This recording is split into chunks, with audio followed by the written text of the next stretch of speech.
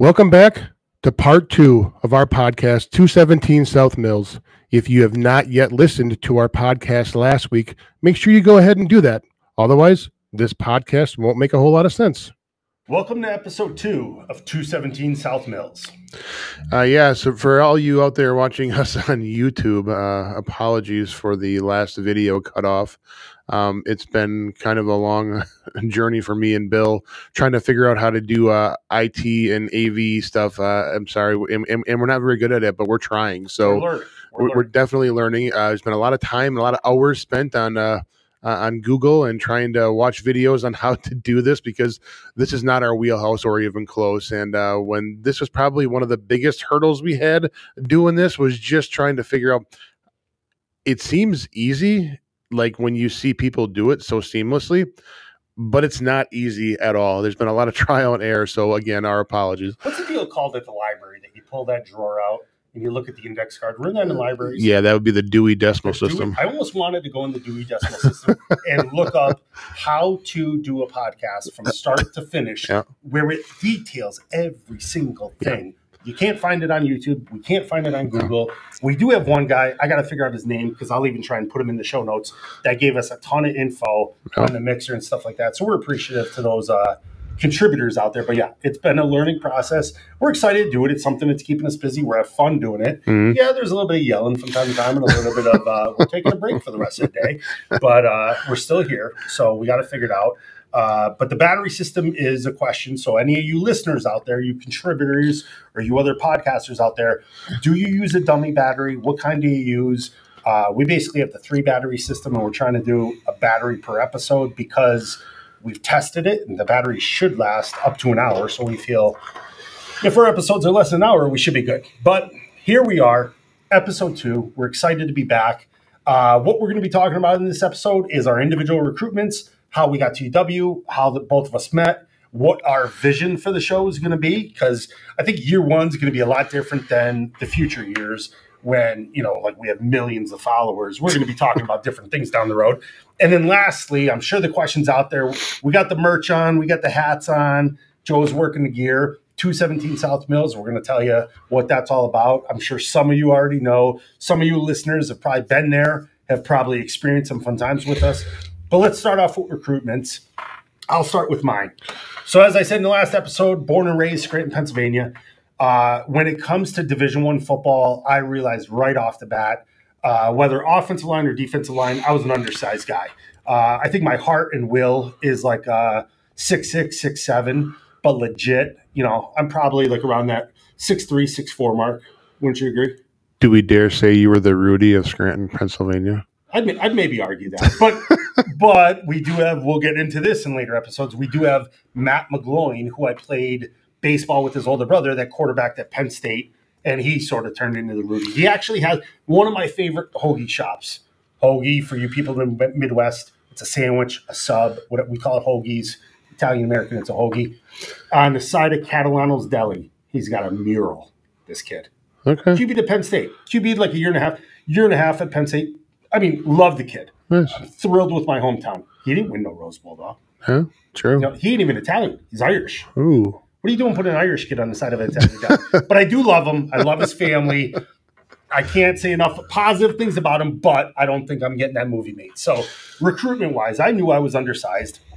I was actually going to like local high schools where colleges, the local like D2, D3 colleges are coming in and doing it like a recruiting fair, like walking around, shaking hands, because I had no clue. Like, am I going D3? Like, is this going to be my coach next year? Because you're getting the letters, and we all know, like we tell people. And one quick thing I'm going to add in, and this is going to happen occasionally, but that we're early on in these episodes, is we're going to try our best to keep it as clean as possible. We don't want this to be a rude podcast. We're going to try to use the best language as possible, but at the same time, too, we want to tell the stories the way they are. So we're going to try our best not to use inappropriate words or curse words, but they may come out from time to time. It's not an insult. It's not trying to be mean or derogatory. It's just what we went through and the way we remember it. Right.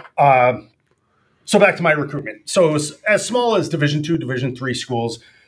And then I started building a little bit of momentum. My dad helped me make a tremendous highlight tape on VHS. We had to get 2 VHS players, which was, you know, almost as complicated as trying to figure this system out. Trying to figure that out where you're watching a whole game tape being like, all right, at 7 minutes, 32 seconds, that was a good tackle, you know, grade it, and then you got to go back, record them all. But University of Buffalo came in the mix. And it was Frank Reich, who I think he was with the Bills, had the biggest comeback in NFL history. It was his brother, who was the D coordinator for University of Buffalo, was coming to my house, you know, we were breaking little rules back then, but they seemed huge to me, giving me like sweatshirts and giving my parents and my sister coats and stuff. We were all decked out in University of Buffalo. And I'm like, this is awesome. I'm going to the University of Buffalo. And his sales pitch to me was, everybody recruited me as a D lineman and basically said, you're going to come here and by your junior year, you're going to be an All-American. And also what would have been my senior year, my 4th year, assuming I wasn't going to redshirt, they were going to go Division I. They were 1AA. They were going to go Division I by my senior year. So that excited me. That, okay, it's going to take me 3 years, but by my last year, I'm going to have an opportunity to play Division I teams. Fast forward after that, we're sending tapes out to anywhere I'd consider. And right after, I mentioned last week, Penn State was the school I wanted to go to. Said I wasn't big enough or tough enough. That pissed me off beyond belief. And I narrowed my field down to, I said to my dad, I want to play in the Big Ten. I want to play a school that's going to play Penn State. Now, like I said last time, it was that vendetta, that just trying to get back at them to prove they made a wrong decision. And Wisconsin was the best school to do it. They beat Penn State our senior year of high school. Coaching staff was awesome. They give us, I had Coach Mason, ironically, wide receivers coach, was the coach that came to Scranton. All we talked about on my visit was all the hills in Scranton. So he parked his rental car on a hill next to my high school, and he was scared that the brake was going to hold the car. And I'm just like, is this really a good sign? Like, we're not talking football. Right. We're not talking my highlight tape. He's not all he's talking about are the hills in Scranton. So I wasn't really sure. I was like, good conversation. At least I got a story. I had a Division I coach recruit me. But a couple days later, get the offer, come out for a visit.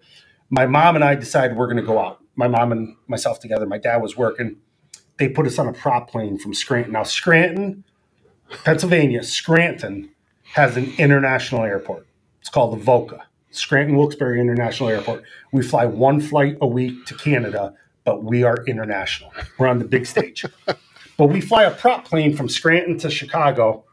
And my mom and myself were the only 2 people out of about 30 people that did not throw up on the plane. It was such bad weather, like a roller coaster. I look at my mom. I'm like, you don't look good. You look green. My mom's like, you look the same. You know, so we're on our layover. And I basically said to my mom, if they give us another prop plane, we're going to rent a car and drive home. Like, this was a fun experience, but we're not risking our lives to go do this. Thank God we got a jet. We get out there. And I remember it like it was yesterday. You know, I'm all excited. I'm going, you know, this is my first Division I Big Ten school that I'm doing an official visit to. And Coach Huber picks us up at the airport. And I'll never forget Coach Huber's words. We get in the car and he's like, you ready? Like, here's the way the weekend's going to go. You know, we're going to dinner tonight. You're going to go to Coach Alvarez's house tomorrow afternoon, meet with Coach Alvarez. I go, okay. He goes, do you know what you're going to say if he offers you a scholarship? I'm like, well, you know, I'm not sure. You know, going to talk to my dad. You know, because I got an offer on the table from the University of Buffalo. Not that that's competing with Wisconsin, but I go, I'm going to talk to my dad. And Coach Huber stops at like a red light or a stop sign way longer than you should. Looks in the mirror. He's like, that's not the right answer. We're in the car going to campus right now. If he offers you, you're saying yes. I go, okay. Yeah, that's what I'm going to do. You didn't mention all the University of Buffalo swag that you already had. Like, wait a minute, I still have I have free jackets and free hats. I didn't say that to you, but I will bring up. I'll throw Coach Huber under the bus again. So part of my time on that visit, I was like, okay, you said I have to say yes if he offers me, so that's off the table. I'm saying yes. Now I'm just like, is he going to offer me? And Huber's like, I don't know. You know, you got to wait till tomorrow. Wait till you talk to him. And they put me through the ringer for like 15 minutes before he offered. But I asked Coach Huber leading up to it, I said, hey, I'm a big baseball player too. Is it cool me playing 2 sports if I come here? And he's like, what 2 sports? I'm like, football and baseball. He goes, I don't have a problem with it. I go, awesome. I go, is there anybody else I have to ask, like, permission? Like, should I bring that up to Coach Alvarez? He goes, no, you're good. You could do both. I go, awesome, thank you. So the next day, meet with Coach Alvarez. You know, we talk a little family, football, culture. You know, talk about my tape, the way I play, my attitude, what I have to learn to make it at that level. And he offers me, and I say yes. of course, like Hube's coached me up, and go home. And it wasn't until after I was home, I started telling people, I'm like, they're going to let me play football and baseball. I'm like, how much better can this get? Until I ran into a person who was a college baseball fan. And they're like, hey, just so you know, Wisconsin doesn't have baseball. I go, no shit. I go, that dude kept selling me. I could play both, but he made it a great visit. So to me, that was funny. And yeah, like I said, it was a great experience. It's one of those experiences you wish every high school player has the opportunity to have. But me and you both know you don't get those experiences unless you put in the time, the effort, the work, the sacrifice. Like that's what I think today everybody wants everything handed to them, or you at least see that a lot when you're watching social media or hearing people speak. But the amount of that's part of this podcast is talking about the behind the scenes, what we did, the work we put in, the blood, sweat, and tears to be able to get those opportunities in front of us. So yeah, I mean, that's a long story short, but that pretty much sums up how I got recruited and how I got here. Yeah, I don't even think I've heard that story. Ever heard that? Yeah, that baseball one. I laugh at it. I'm still like, oh, that dude lied right to my face. If we can have anybody out there that's good at computers and Photoshop, if we can Photoshop Bill into a baseball, into a Wisconsin baseball uniform, it's got to be a third base. You know, back then my hips were good. I was able to get low, get both my hands on the ground. Joe, do you know what they called me when I was 13 years old? They called me Hoover. You know why? Because I sucked up every ball at third base, just right from the ground to the belly, and I was a cannon to first base. You were much skinnier when you were a kid, right? Because now the ground to the belly, there's not much clearance there, right? It's tougher to bend over. I mean, I got the hip, we got the ankles, we got the belly, the shoulder, the elbows don't extend all the way down. Yeah, but absolutely. But back in 13, it was beauty. It was like art to watch me play third base. Hopefully we have some VHS tapes somewhere of that because I'd be interested to see that. I'll get the whole team up. Like I said, I'm going to be meeting up with a bunch of the guys. Some of them played baseball with me, and they'll stand up. I got Buck Sparacino. He'll be I want Buck Sparacino to comment when this video comes out how I played third base. Okay. We'll see what comments he puts out there. All right. And that's another thing. Before you talk about your recruitment, it just popped in my head. And I know you love to talk, so I didn't interrupt you. But for any listeners out there, whether you're on YouTube or listening on podcast, our email is plastered all over our social media sites. So if you got a question that you want on an upcoming show, it might already be an episode that we have that we're going to delve into. But if you got any questions, hit us up via email. That's best for questions. You got any comments or things like that, feel free to leave them on social media. But questions for the show, hit us up, 217southmills@gmail.com. But let's get back to your recruitment. What was it like for you? So mine was a little different. You know, I kind of was getting my name out there. I was a junior, and we had a very big offensive line in high school. And if I recall correctly, we were bigger than the Packers and the Badgers in high school. So we had quite a bit of attention. And they were actually, a lot of schools were recruiting the right tackle next to me. And I was right guard. And they, you know, obviously if they're there to see him, and I was working my butt off and playing as hard as I could, I got the attention. So that's kind of how that all started. But then I remember in between my junior and senior year, Coach Steffenhagen says, hey, and Coach Gray, the offensive line coach at DC Everest at the time, shout out to Coach Gray, you're still around. I know you are. We're friends on Facebook, so shout out to you also. He said, hey, if you want to get out there and showcase what what your skill set, you need to start going to some of these bigger football camps. And I'm like, okay, well, you know, and again, growing up in a family of 6 kids, not a tremendous amount of, you know, of money laying around. So we decided to go to, I signed up for the football camp at the University of Wisconsin, and I know my dad had to work quite a bit of overtime for us to be able to get to, you know, meet at that camp. So never at Madison, never went to Madison ever, never really left the Wausau area. Like growing up, we just didn't, you know, it was just, that was where we lived. The county was sort of like the border. Absolutely. You knew the county, but going outside there was a whole nother road trip. We didn't do that. Our family vacation was camping 20 minutes from our house. Yeah. Like if you forgot something, you just ran home and got it. Like, I mean, that was the vacation. You know what I mean? And that's just, and I was perfectly content with that. That was the way we grew up, and I didn't know anything else, anything different. So, going down to Madison to camp, and again, not ever been to some local camps that DC Everest hosted some camps, did some lineman camps, you know, around the area, and did all the things, and that was fine.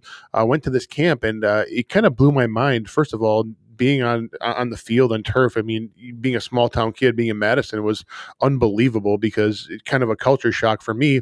You're from a bigger city, so for you, it's probably no factor, but for me, it was actually like, holy, this is big. Much bigger and much more uncomfortable than I thought it was. It's that time of the show again, where we like to thank our sponsor, Cabin Coffee Altoona. Cabin Coffee Altoona is located at 2922 Meadowlark Lane, located just off Highway 53, the River Prairie exit.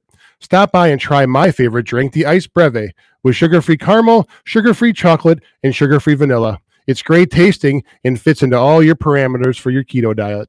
Just remember, folks, everything's better at the cabin. It's going to be, obviously, you get into the stadium and stuff like that. So, and that was really cool. You know, got to play, and so they break us up, and Coach Jim Huber was running the camp, because all the Wisconsin coaches were running the camp for the high school kids, and I'm going through my drills, and before you know it, I am in every rep against everybody else, and it was in between summer of my junior and senior year, and I was not in my playing or my fighting shape yet. I was working towards that. Then I went every rep, and I'm going like, this is ridiculous. Like I spent a lot of money to be here. My dad spent a lot of money for me to be here, and I'm just getting the crap kicked out of me. Now they're just abusing. No, I'm just abusing I'm just getting abused, and and ultimately, I mean, just kept on going, and you know what? Went against guys that were I don't remember his name. Sorry, I don't remember who you are, but he came to school there too. He ended up going to Northwestern. But just kept on getting just drilled and over again. And I think it was like probably like the last day of camp, or second to the last day. And Coach Alvarez comes over. He's like, hey, want to go for a walk? And I'm like, yeah, I'm going to go for a walk with Coach Alvarez. Heck yeah. So we walked up into the 50-yard line, and we sit down in the bleachers, and he's like, kind of just cleats and pads on it. Everything. Yeah. So you're sweating. I'm sweating like oh god. On, you're taped up, pleated up. Okay. Just want to get that. Just a sweaty mess. Yep. Like just came off. He walked over in the drill. So let's go for a walk. I'm trying to control my breath so I can have a conversation, and not drip on the guy, So, and he's kind of like sits down. I sit next to him, and he's kind of like just this. The only way I can describe it, it was like sitting next to the Godfather. I mean, seriously, that was the impression I got. He was wearing these like Italian loafer shorts, no socks, khaki shorts, no socks. Coach Alvarez never wears socks. Gotta have the polo on, and had the gold chain hanging out, and had the ring on, and the Rose Bowl ring. And I'm like, I mean, I can remember it like it was yesterday. And he smelled good. I'm not gonna lie to you. Absolutely. Like, I mean, he smelled better than I did. He's the Don. I'm surprised he didn't kiss the ring. No. See, if you were Italian, you would have known. You probably would have got down on a knee, kissed the ring, and I'd be like, what do you have? No kissing of the ring. And we kind of just thought, and he says, hey, so what do you think, as he's kind of surveying what's going on, watching his coaches run position drills? And I said, it's pretty impressive, sir, because what else am I going to say? I mean, I was at a loss for words.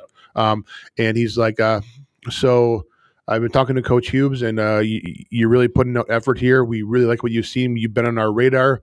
And I said, okay, well, I appreciate that. And he's like, if I offered you a full ride scholarship right now, a verbal commitment, what would you say? And I was so dumbfounded, like I didn't even know what to say. Honestly, I was just like in such shock. And I think I uttered something along the lines like, I always looked good in red, or something stupid like that. Like not even funny, but I just didn't know what to say. And so with that, he said, okay, well, if you're going to verbally commit here, then nobody else is going to talk to you. You're not going to get all those letters that you've been getting in the mail. Like, I'm putting my stamp on you, and that's it. And I'm like, okay, well, that's great.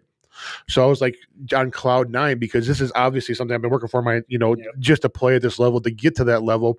It was such a huge, like almost like you made it, like the hard work has paid off, but still knowing that there's a lot more to go. But it was one of those hurdles you got able to get over. So that was pretty cool. before cell phones. That's how old I am. So we get done, and we're staying at the Regent across the street. And so I walk over there, and I don't think I showered. I don't remember. I probably didn't because I was so excited. So I make the collect call in the lobby, and I call my mom and my dad, and collect phone call from Joe Grabowski, and my mom answers the phone, or my dad answers I forget how the transition went. I think my dad answered the phone. He's like, "Hello." I'm like, "Hey, how's it going?" He's like, "Good." He's like, "How's camp going?" I said, "Dad," I said, "they just offered me full ride scholarship or a verbal commitment for a full ride." He's like, "Really?" And my dad's tough. I mean, that I assume that's where I get it from. Just a tough guy, and kind of went silent on the phone there for a little bit there. So I don't know if he was having an emotional moment or what, or just didn't know what to say. One of those kind of things. And he's like, "Well, what'd you say?" I said, "Well, I agreed to it." Like, yeah. He's like, "Okay." Another long pause. If you know my father, it's just standard operating procedure. I just talked to your mom. So he gives mom the phone. I talked to mom, and she's super excited. And I hung up the phone, and it was like that moment where you kind of.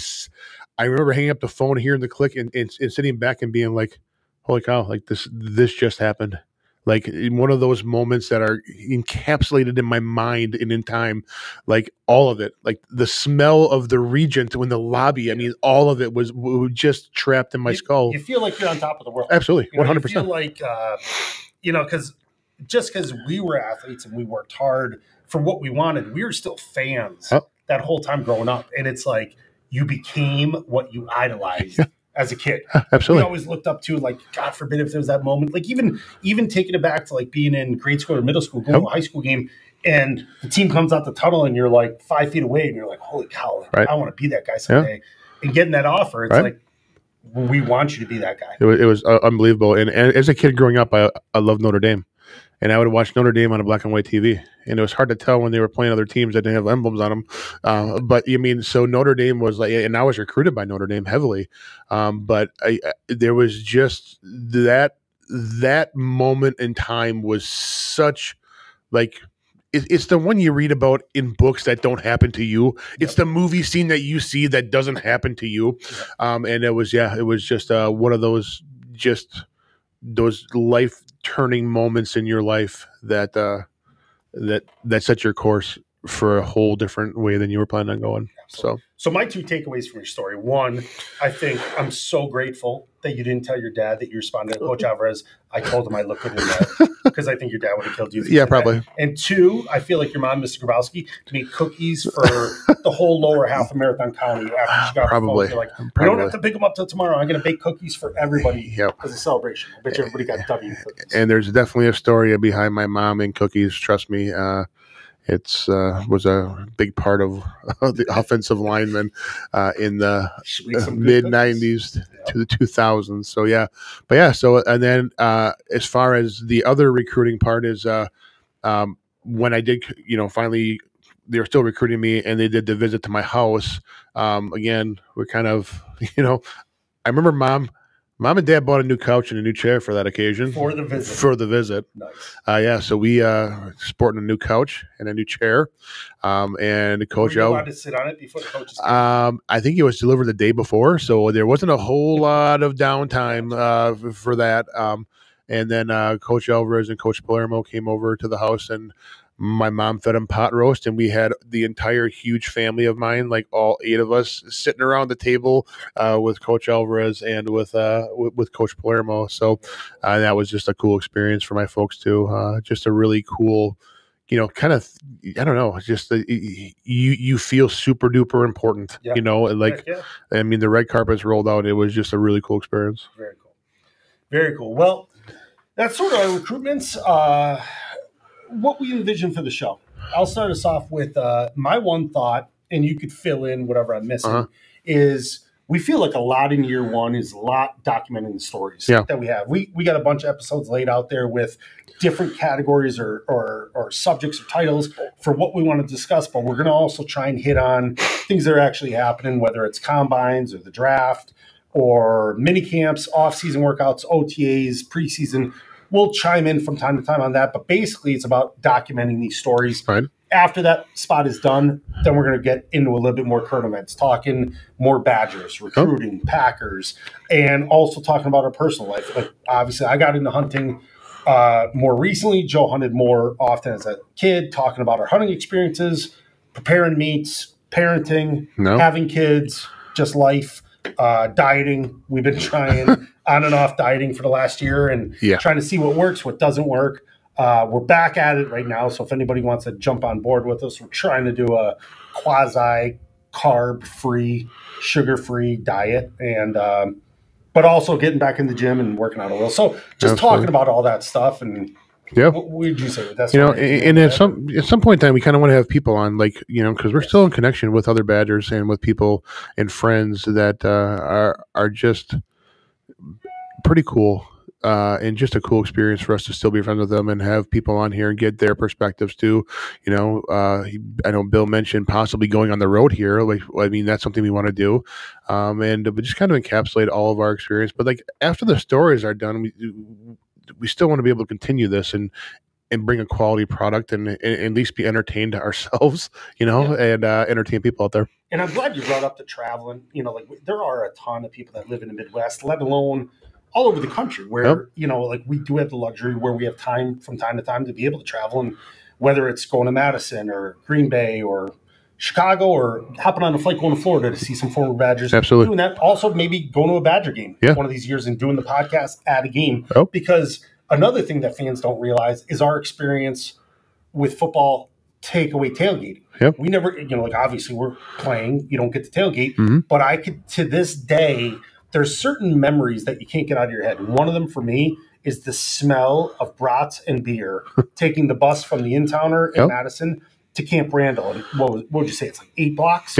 But on that bus ride, you just sort of knew, like around block 5, that smell is going to come on because that's where the RV tailgating starts. Then block 4 starts the cars. And that's just the distance of the stadium. And you could smell it through the bus windows. And that, like, it just gave me that feeling like it's football Saturday. Absolutely. Like, they're out there. They're getting ready. We're getting ready. We're about to go to war. And it was just like the buildup of excitement before we got to the stadium. So just trying to experience all that and give you guys, as the audience, the same experience that we went through, the knowledge of it, a little bit of a taste, and who knows? And on the same time, too, with Cabin Coffee Altoona being a sponsor, we're going to start doing a live show here roughly once a month. We're still working on the logistics on what day it's going to be. Is it going to be consistent every month? But we'd like to do a live show here where anybody in central Wisconsin, especially the Altoona, Eau Claire, Chippewa area, could come in here, grab a coffee, and watch us do it live. Maybe we'll even open it up to questions of the audience once it gets to a certain point. Yeah, and it's kind of cool because I don't walk around my daily life talking about football of what I've done, and I think that's the thing. Like, I don't like have my chest banged out, and I'm not sporting my Rose Bowl ring everywhere and say, "Oh, I played for the Badgers." But this is just kind of a cool opportunity for us to tell stories, and for people who know me that don't know this. I mean, just kind of a cool experience to get some behind the scenes stuff that most people don't know about us, which is awesome. And we grew up in that era where, if you ask me or you or any of our friends or any of our teammates, because we're all basically the same, we know the definition of a meathead. And we hated meatheads in college. A meathead, for those of you that don't know, a meathead is somebody that is always wearing their football gear, is always bragging about, I'm on the team, and we did this and we did that, where I really feel, and we're going to talk about Coach Alvarez just in the next couple episodes here, and about his leadership and about his rules. But a lot of that, I think, made us humble. Or I'll even take a step further and say we were humble, but didn't allow us to get carried away and to get cocky. And that's the way we played football. Like when that game was over, I mean, Joe and I are both identical along with many of our teammates. When that game was over, we tried to be animals on the field. And I'll say I never tried to hurt somebody on the field, but I wanted to go as hard as possible to make them say, I don't want to deal with this anymore. I have to leave to bring my backup in. But then when that game was over with, I have no problem giving the guy a hug and being like, dude, you played an awesome game. Shake his hand, wish him good luck, tell him, I hope you play this hard against Michigan next week because I want you to beat them. We'd have that conversation afterwards. So humility was there for us. And like Joe said, this isn't about bragging. It's about, number one, sharing the story for our families and for our future family down the road. And then also for the fans, telling the behind-the-scenes stuff. But yeah, we're both the same. I'm obviously a little bit more of a talker than Joe, but I think we're both similar where we don't go around and introduce ourselves and start talking football. But if you, especially with me, if you bring football up, right, then all of a sudden I'm like, oh, they're interested. I'm going to start telling stories because I know they're going to enjoy it until they tell me to stop. Absolutely. Or until Joe grabs me and is like, no, it's time to go home. Yes, absolutely. So, yeah, so that's basically what we're doing here. Now, Joe, the big question, name of the show. Why? What's the name of the show? Why is it named that? Why the name 217 South Mills? So we've been talking to people about, like, why are we doing this? What's up with the name? Why are you wearing a 217 South Mills sweatshirt and a hat? So 217 South Mills is the house that we lived in and we were roommates in 1990. What year was that? 98, 99, somewhere in there. So, kind of a tribute to how we, just our friendship from back then in college. Met in 96, and we weren't roommates the entire time, but then finished out our career as roommates and been friends for since then. So yes, 217 South Mills is an address in Madison, Wisconsin, and it's still there. It's a real house. Please don't go abuse it, but don't show up and stand outside, take pictures, and ask them to talk. And who knows, that might even be another location that we do a podcast. Absolutely. Right outside the house. Maybe we even get invited to the house or have a cookout out back and do a podcast. But that house, not as you were speaking, I was listening and I go, you know what? That house is a lot like an offensive lineman. Nothing special about it, but it did the job. It did what it had to do. Didn't ask for a new coat of paint. Didn't ask to get shined up or to get bragged about. But it did its job. So we were grateful to be there. Had a lot of great memories. We're going to be telling you a lot of those fun stories, having people on the show that were at 217 South Mills, sharing their stories from the house, from the experiences in Madison. And we're glad you're out here. We're glad you're listening. We're glad you're watching. Stay tuned for the next episode. And also, we have no idea if 217 is still a football house. It was for a few years after that. So anybody who lives at 217 South Mills in Madison, Wisconsin, if it's a football house, let us know. Hit us up on an email, mate. We'll be down there sooner rather than later. See you next time, folks. Thanks. Thank you for listening to Joe and I today. We hope you enjoyed your time with us. If you like what you heard, please give 217 South Mills a 5-star rating on Apple Podcasts. Go tell your friends about us. Like and follow us on Facebook, Instagram, X, TikTok, and YouTube. I'd like to thank Cabin Coffee Altoona for sponsoring us. Everything is always better at the cabin. See you next time. And remember, folks, Red has to run.